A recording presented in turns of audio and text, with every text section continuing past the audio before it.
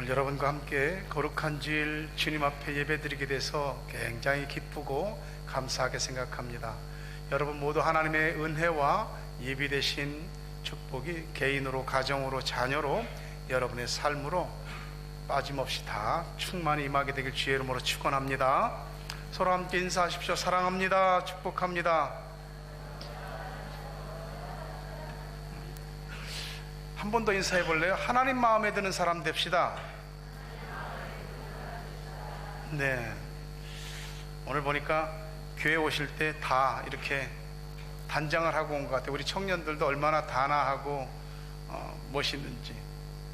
우리 기타 친 김도환 청년한테 제가 오늘 잘 차려입고 왔네 그랬더니 저희 어머니가 이걸 보고 뭐라고 그러는지 갑자기 생각이 안 나네요. 그러면서 잘 차려입고 나가서 째 부리고 가는구나 그랬다는데 오늘 우리 청년들이 전부 째를 부리고 나왔습니다. 정말 멋있고 아름다운 청년들입니다. 축복하고 하나님께서 여러분들이 계획하는 그 미래에 빛을 비춰주시고 때를 따라 이슬을 내려주시고 때로는 감당할 수 없는 폭우와 같은 축복들을 주시고 여러분들의 모든 진로와 결혼과 또 앞으로의 미래에 하나님의 도우심이 있기를 주의 이름으로 축원합니다. 오늘 제목의 말씀이 너무나 쉬워서 설교는 이미 다 한 거나 똑같습니다. 나 여호와는 중심을 보느니라. 우리가 이렇게 몸을 입고 있지만 우리 속엔 다 영혼이 있잖아요. 근데 여러분 이렇게 보면서 영혼이 보입니까? 영혼이 안 느껴지거든. 근데 영혼이 없으면 우리가 이렇게 서로 볼 수도 없거든요.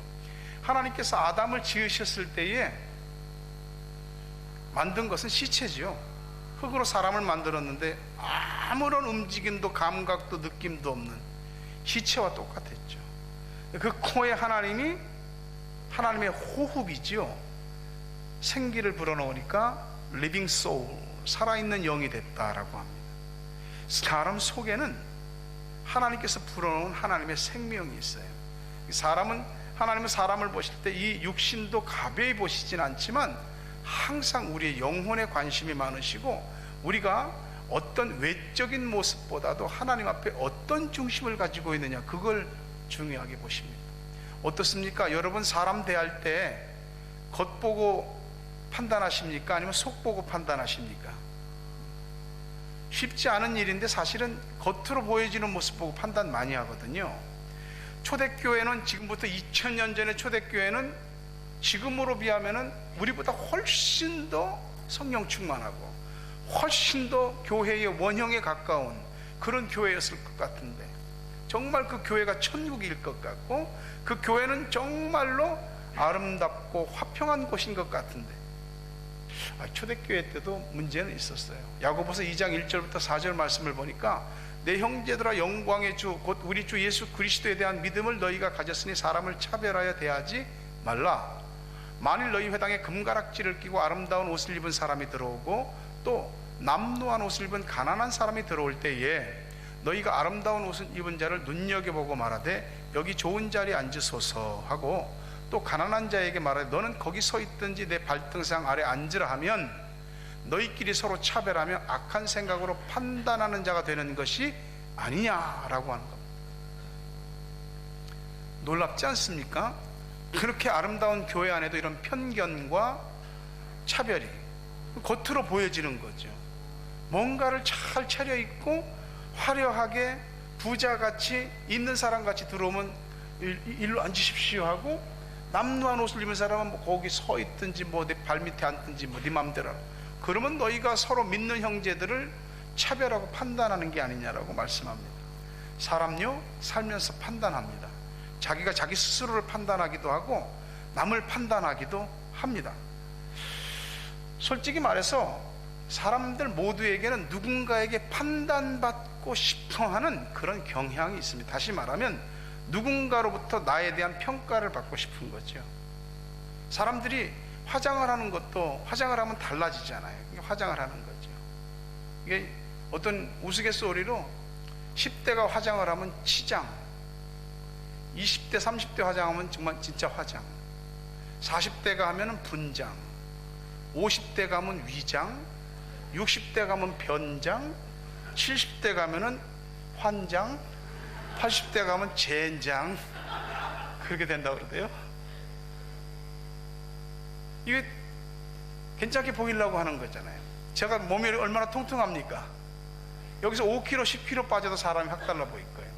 사람이 어떤 옷을 입었느냐에 따라서 달라지고, 이게 외부적으로 보여지는 모습이 얼마나 사람들에게 큰 영향을 미치는지 모릅니다. 외모와 외적인 어떤 부분으로 만약 우리가 누가 보기에 안 좋다라고 그런 평가받으면 기분 나쁠 겁니다. 똑같은 외모와 외적인 것인데 괜찮아, 좋아, 그런 평가받으면 기분 좋을 겁니다. 누가 우리 보고 예쁘네, 오늘 화장 잘 먹었네, 옷이 정말 예쁘네, 잘 어울리네, 막 이러면 와, 저 남자 봐라, 뭐 아우라 봐라, 막 이러면 괜히 뭐 나쁘진 않을 것 같아요. 그렇죠? 그런데 이런 것이 우리 삶에서 그 사람을 평가하는 가장 중요한 기준과 잣대가 돼야 되느냐 하는 거죠. 면접들 봐보신 적 아마 있을 겁니다. 면접 볼 때 면접관 앞에서 내가 거기에 합격되느냐 안 떨어지느냐가 달려 있거든요.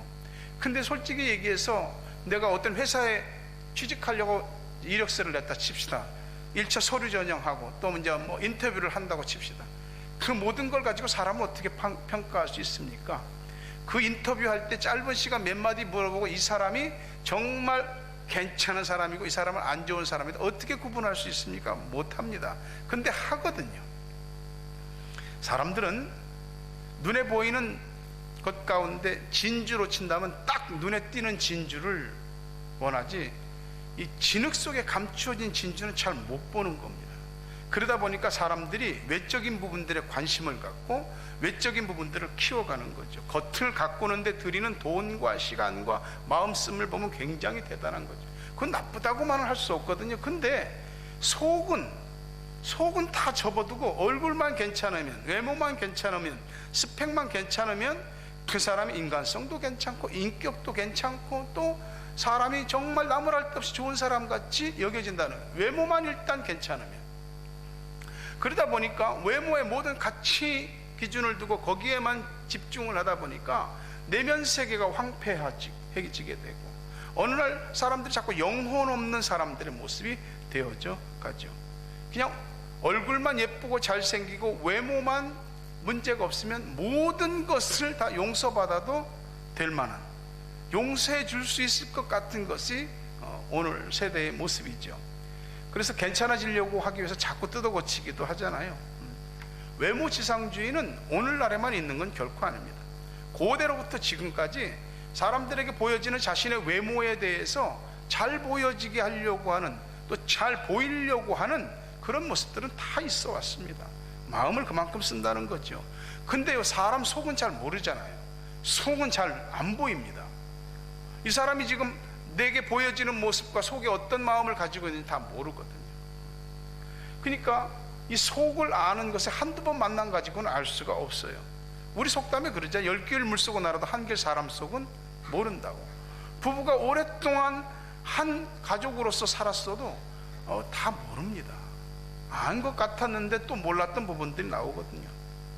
하나님은 단박에 그냥 그 사람의 중심 속을 딱 꿰뚫어 보고 아시지만 사람은 몰라요. 만나봐야지, 대화를 해봐야지, 그 사람을 겪어봐야지, 그래 조금씩 그 사람을 알아가고 그 사람 속에 뭐가 들어있는지를 알게 됩니다.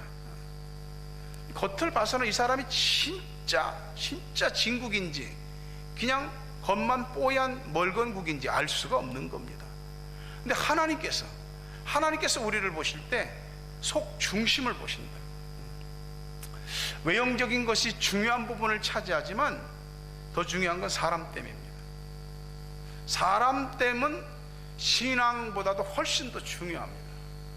믿음은 있는 것 같은데 사람이 안 된 사람들, 인격과 그 어떤 정직성이나 성실함 이런 게 안 갖춰진 사람들도 있습니다. 우리가 하나님을 경외하는 사람들이잖아요. 하나님을 경외한다는 사람들에 대한 우리 속 중심이 뭘로 나타납니까? 디모데전서 2장 8절부터 10절 보니까 그러므로 각 처에서 남자들이 분노와 다툼이 없이 거룩한 손을 들어 기도하기를 원하노라. 하노라. 또 이와 같이 여자들도 단정하게 옷을 입으며 소박함과 정절로서 자기를 단장하고 따은 머리나 금이나 진주나 값진 옷으로 하지 말고 오직 선행으로 하기를 원하노라. 이것이 하나님을 경외한다 하는 자들에게 마땅한 것이니라. 하나님을 경외하는 사람들의 속사람이, 남자들은 거룩한 손을 들어 기도하는 것이며, 여자들은 오늘 말씀에 그대로 보니까 단정하게 옷을 입고 소박함과 정절로 자기를 단장해라. 그리고 여성들도 그렇고 남자들도 그렇고 자신의 속 중심의 아름다움이 뭘로 궁극적으로 표현되냐면 선행으로 표현됩니다. 누군가를 위하는 마음들이죠. 누군가를 사랑하는 마음이죠. 그게 하나님께서 좋아하는 속사람의 중심들입니다. 우리가 살면서 우리 삶에 마치 비행기가 이륙해서 높은 고도로 올라가는 것처럼 우리 인생도 이렇게 항상 플랫하거나 또 아래로 떨어지거나 그런 것보다는 올라가기를 원하지요다. 인생의 고도를 결정하는 데 있어서 모든 일반적인 사람들이 생각할 때 그 사람이 가지고 있는 재주나 능력이나 어떤 외적인 모습들, 스펙들, 이런 것들이 인생의 고도를 결정한다라고 생각합니다. 물론 맞는 면은 있습니다. 그런데 진짜 그 사람의 값을 높여주는 것은 그 사람이 어떠한 사람이며 어떠한 삶을 사는지를 보면 알 수 있습니다. 사람은 말하는 것을 보고 그 사람을 평가하는 것이 아니고 그 사람이 행동하는 것을 보고 평가하게 되는 것입니다. 말은 맞는데 실제로 살아보면 현실에서 이런 얘기는 사실 피부에 와닿지 않습니다. 현실은 항상 눈에 보이는 것 위주로 보고 판단하기 때문이죠. 그럼에도 불구하고 정말 중요한 건 내적인 것이거든요. 내면 세계의 질서가 정돈된 사람들은 말이 정리가 돼 있고요, 행동이 정리가 돼 있어서 삶이 정직하고 반듯합니다. 사람의 인간성, 사람됨, 인격, 이런 거는 겉으로 드러나지 않는 것이지만 그 사람을 특정짓는 매우 중요한 요소들입니다. 우리가 예수를 믿음에 있어서 교회를 다니다 보면 교회 생활에 익숙해집니다. 익숙해져야 되겠죠. 근데 보다도 중요한 것은 교회 생활에 익숙함이 아니라 신앙생활이 되어져 가야 된다는 것이죠. 신앙생활이 어떻게 되냐면은 교회를 다니는 것만으로 되지는 않더라고요. 우리 마음에 주님이 들어와 앉으시고 우리가 잃어버린 또는 희미해진 주님의 그 형상이 회복되는 속에서 신앙생활이 되어집니다. 어떤 사람이 예를 들어서 심장이 문제가 생겨서 죽게 생겼는데 심장을 이식 수술했다 칩시다. 다른 사람의 심장인데 그 심장 때문에 자기 온 몸이 사는 거거든요. 주의 심장이 우리 속에 이식될 때 비로소 우리의 마음 속에 주님의 생각이, 우리 머릿속에 주님의 마음이 다 자리 잡게 되면서 말도 우리의 행함도 우리 주님께서 기뻐하시는 속중심으로 바뀌게 되는 거죠. 믿음이 작은 사람들이나 안 믿는 사람들이 믿음 있다거나 또 예수를 믿는 사람들을 대할 때 한 가지 가지고 있는 생각이 뭐냐면 저 사람은 나하고 달라야 된다는 거죠. 아, 당신이나 나나 똑같으면 내가 당신 말을 들을 이유가 뭐냐 이거죠. 자기하고 뭐 똑같이 생각하고 똑같이 말하고 똑같이 사는데 뭐 얘기 들을 것이 있어야지. 만약에 믿음이 작은 사람이나 안 믿는 사람이 우리에 대해서 그렇게 전제를 깔고 들어가면 우리는 그들에게 복음의 영향력, 믿는 사람으로서의 선한 영향력 못 끼치게 되는 거거든요. 교회 안에서 여러 리더십을 맡은 사람들이 만약에 누군가에게 선한 영향력을 끼치지 못하게 되면 그의 리더십은 권위를 잃게 되는 것입니다. 우리가 스스로 예수의 마음으로 갱신되지 않으면 누군가를 향해서 주의 말을 전하며 그들을 주께로 인도하기가 대단히 어렵게 되는 것이죠. 경건은 모양이 아니라 능력이기 때문에 디모데후서 3장 5절에 경건의 모양은 있으나 경건의 능력은 부인하니 이 같은 자들에게서 내가 돌아서라. 경건한 모습이 있는 것 같은데 경건한 능력이 나타나지 않는 사람들에게서는 돌아서라 이겁니다. 믿는 사람은 믿는 사람다운 성품이 있는 거요. 믿는 사람은 믿는 사람다운 심보가 있는 겁니다. 만보가 있다고요. 믿는 사람다운 성품과 믿는 사람다운 만보가 누군가에게 전해질 때 그것이 곧 그 누군가를 향한 하나님의 메시지가 되는 거예요. 근데 자체가 누군가를 향한 하나님의 메시지가 되는 겁니다. 우리도 사람을 볼 때 나름 기준이 있잖아요. 하나님도 기준이 있습니다. 우리하고 좀 다르다는 거죠. 이스라엘의 초대 왕인 사울은 처음 왕으로 세움받을 때 굉장히 겸손했습니다. 그러나 왕으로서 40년간을 지내는 과정에서 그는 자신의 권력에 집착하게 됐고요, 모든 사람들이 자신에게 집중된, 왕은 사람들을 하나님께로 집중시켜야 되는 사명이 있는데 자기에게로 집중시킵니다. 결국 그는 어떤 상황이 되면서 몇 번에 걸쳐서 하나님과 그 말씀들을 버리기 시작합니다. 사무엘 선지자가 사울 왕에게 말하기를, 왕께서 하나님과 그 말씀을 버렸으니 하나님도 왕을 버려 왕이 되지 못하게 하실 것입니다. 그러면서 하나님은 다음 왕을 세울 자를 정하셨습니다. 그게 다윗이죠. 가서 그 일을 하라고. 그래서 사무엘이 그런 특명을 받고 다윗의 집안인 다윗의 아버지 이새의 집으로 온 겁니다. 올리브 기름을 붓는다는 것은 이 사람이 하나님의 구별을 받은 특별한 사람이다, 그런 뜻입니다. 하나님의 특별한 일을 위해서 따로 선택받은 사람이다, 그런 뜻이, 그 일을 맡아서 온 것이에요. 다윗의 아버지 이새가 생각할 때 이건 정말 가문의 영광이고 엄청난 축복이죠. 그래서 사무엘 선지자가 아들들 다 데리고 오시오 하니까 사무엘 선지자 앞을 지나가는 겁니다.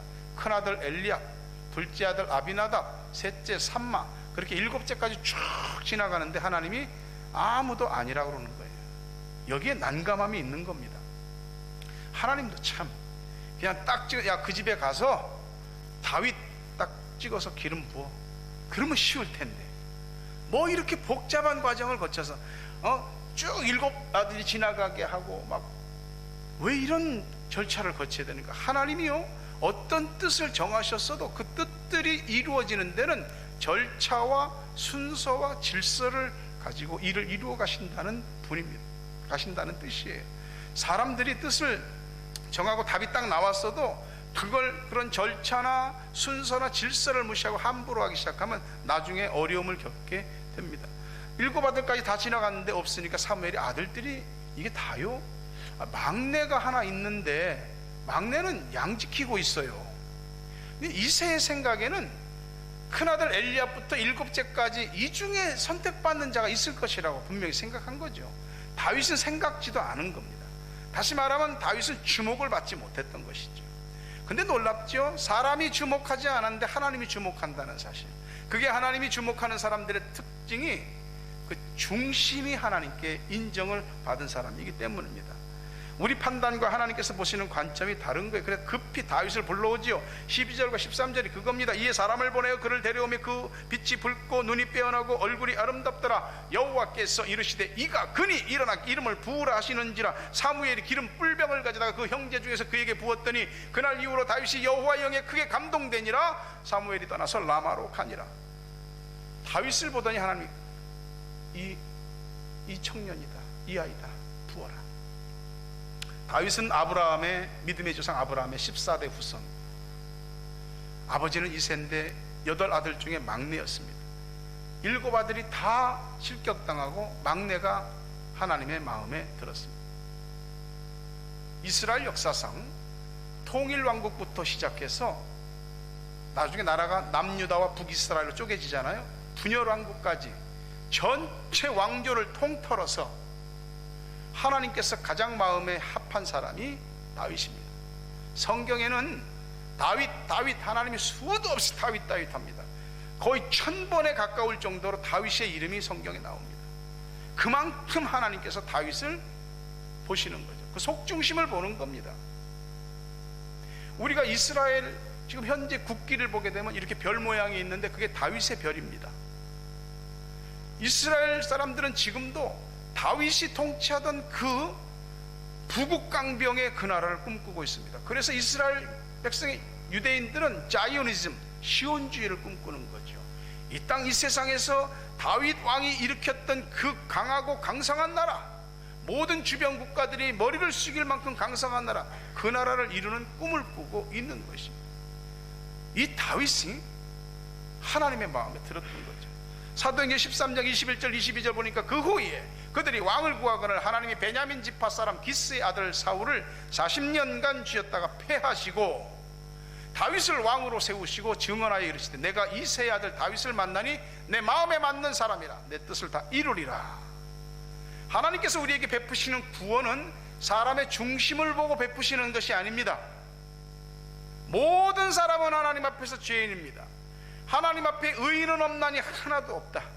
모든 사람은 아담의 원죄를 부여받은 이래로 다 그 죄로 인한 부패와 타락함이 있습니다. 그래서 그 죄의 결과로 다 죽는 것입니다. 그런데 이 구원은 사람 중심 보고 그래서 구원 베푸시는 것이 아니 오직 예수 그리스도, 율법을 다 이루신 예수 그리스도, 우리의 죄를 대신해서 그 십자가의 희생제물이 되신 예수 그리스도, 그 사람을 믿는 사람들에게 하나님이 은혜로 값없이 구원을 주시는 거죠. 그런데 하나님이 하나님의 일을 이루어 가시는 사람들, 하나님의 일을 맡기는 사람들은 하나님이 중심을 보십니다. 일을 맡길 만한 사람한테 맡기는 거죠. 나이 20세 때에 지금 기름을 붓는데요, 자, 이 정도 사울 왕이 현재 있는 상태에서 다음 왕으로 기름 부음을 받았다는 건, 이거는 정치적으로 보게 되면은 이건 반역의 일이 되죠. 그런데 하나님은 그 일을 행하셨어요. 그러면 빨리 사울을 거꾸로 때리고 다윗을 세우셨어야 되는데 그렇지 않아요. 다윗은 이 기름 부음을 받은 이후에 거의 20년 동안 도망자가 됩니다. 다윗의 인생에서 찬란하게 꽃이 피었던 때는 골리앗을 무너뜨리고 이겨서 승리했을 때, 개선 장군이 돼서 돌아올 때 많은 사람들의 칭송을 받았고, 사울의 눈에 조금 들었을 때, 그때 빼고는 나머지 세월을 자기 장인인 사울의 시기와 미움과 질투를 받아서 20년간 도망다닙니다. 얼마나 비참하게 도망다녔는지. 나중에는 원수의 나라인 블레셋으로 망명을 갑니다. 블레셋의 아기스 왕 앞에서 침을 질질 흘리면서 미친 척하면서 아기스가 이게 다윗이야? 그 용맹스럽고 그 총명하고 대단했던 다윗이야? 다윗이 거의 미쳤구만. 먹고 살게 해줘라. 블레셋 땅 한 구퉁이에서 거기서 먹고 살았습니다. 망명해서. 모세가 40년 광야를 이름 없는 목자로 훈련받았던 것처럼 다윗도 20년 동안 훈련받는 거예요. 하나님께서 선택한 사람을 왜 이렇게 하시는가? 일을 맡길 만한 그릇으로 만들어 가시는 거예요. 여러분, 하나님은 여러분을 나의 사람, 나의 청년들로 택하셨습니다. 그러나 앞에 많은 일들이 있을 겁니다. 그 모든 일들은 결국 여러분을 하나님의 사람으로, 속중심이 하나님의 마음에 맞는 사람으로 만들어가는 과정이 될 것입니다. 사무엘 선지자가 큰아들 다윗의 큰형 엘리압을 보고, 와, 주님이 기뻐하는 사람이 여기 있구나, 기름 부으려고 했을 때 하나님이 그 외모와 키를 보지 마라, 내가 이미 그를 버렸다. 이스라엘의 초대 왕이었던 사울도 키가 얼마나 컸는지 딱 옆 사람하고 서면은 옆 사람 머리 하나는 더 있을 정도로 키가 큰 헌원장부였습니다. 물론 그걸 보고 선택하신 건 아니에요. 겸손한 모습을 보고 하나님께서 부르시고 택하신 것입니다. 그러면 인물이 괜찮고 외적인 모든 것들이 받쳐주면 하나님의 사람으로 결격 사회입니까? 아니죠. 하나님이 어찌 외모를 가볍게 보시겠습니까? 우리는 모두 하나님의 독특한, 세상에 단 하나밖에 없는 하나님의 창조물입니다. 자기 자신에 대해서 자긍심을 가져야 돼요. 그런데 그 속에 하나님을 향한 중심이 빠질 때 거기에 문제가 생깁니다.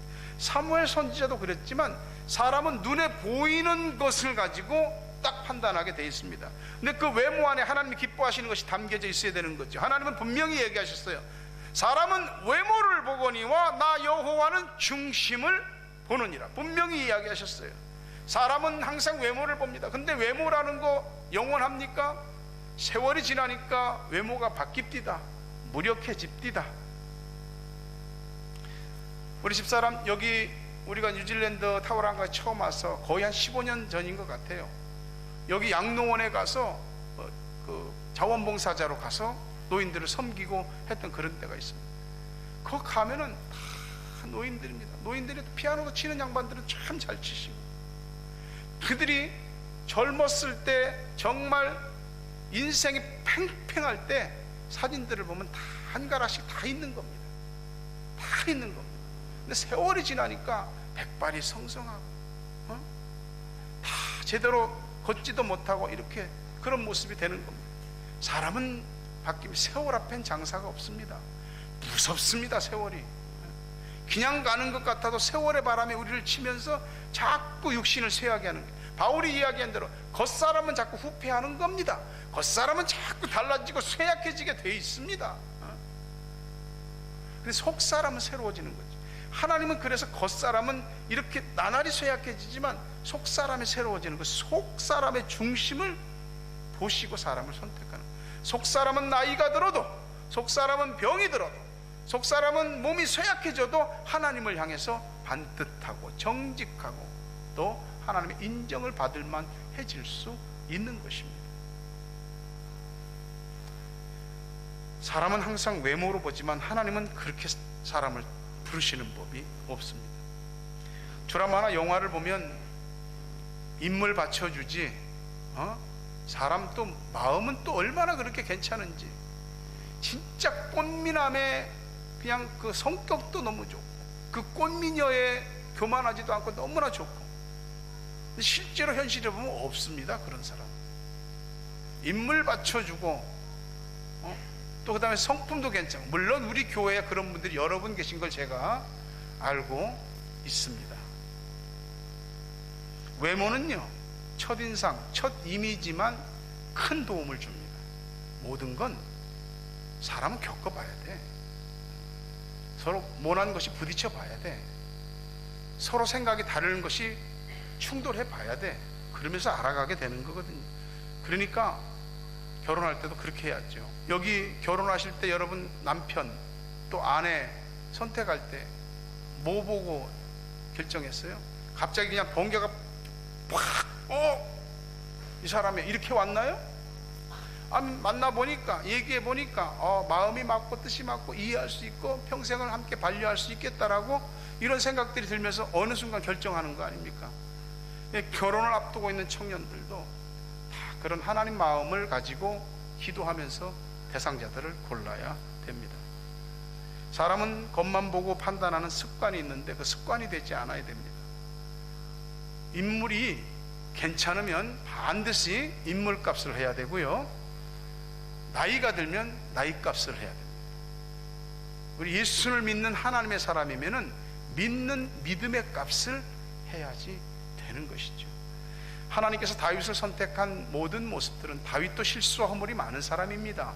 그럼에도 그를 하나님이 내 마음에 맞는 사람이라고 그렇게 말씀하신 이유는 어떤 환경이나 상황 속에서도 그는 환경과 상황을 따라서 골로 움직이지 않고 중심을 하나님께로 향했던 사람입니다.